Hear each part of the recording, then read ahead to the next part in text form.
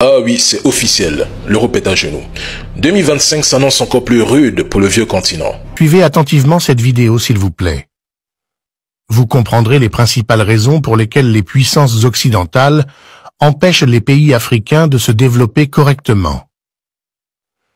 Avant de continuer, aimez dès maintenant cette vidéo en cliquant sur le bouton « J'aime ». Cela montre à YouTube que la vidéo vous apporte une information utile et elle sera proposée à d'autres personnes. N'hésitez pas à partager cette vidéo sur Facebook et WhatsApp pour ouvrir les yeux au maximum d'Africains. Merci pour votre soutien. Poursuivons maintenant.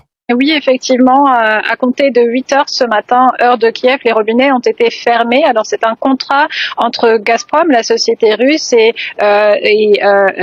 Naftogaz, la société ukrainienne, qui a tout simplement cessé, qui n'a pas été renouvelé après 5 ans d'existence. Alors, pour l'Ukraine, finalement, l'équation est assez simple. On se retrouve face à un pays agresseur qui finance sa guerre, notamment via ses exportations de gaz, qui finance une guerre contre l'Ukraine. Donc pour Kiev, il était logique de ne pas renouveler ce contrat. En revanche, pour les pays européens qui dépendent largement du gaz russe, eh bien ça pose problème. La Slovaquie, la Hongrie, l'Italie et l'Autriche ont protesté contre cette décision. On a vu le Premier ministre slovaque Robert Fico également menacer Kiev de fermer les...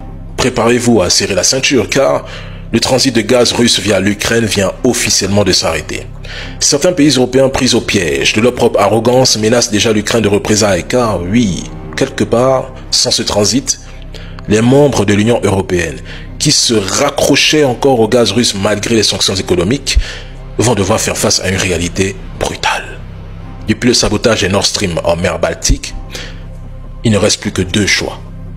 Le gazoduc Turkstream qui place l'Europe du Sud-Est et surtout la Hongrie sous la coupe de la Turquie, mais le plus important, le GNL russe, les méthaniers, dont Vladimir Poutine tire encore de juteux bénéfices et d'un pouvoir de nuisance. Rappel, en 2022, Poutine ambitionnait déjà de faire de la Turquie un hub gazier. C'était une très belle proposition, initiative de Poutine à Erdogan. Faire passer un maximum de gaz via la Turquie en laissant l'Ukraine.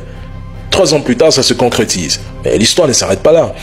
La Turquie, qui contrôle déjà le robinet migratoire européen, se retrouve avec un levier énergétique supplémentaire, de quoi renforcer son influence, notamment en Syrie, pendant que l'Europe arrogante est à genoux.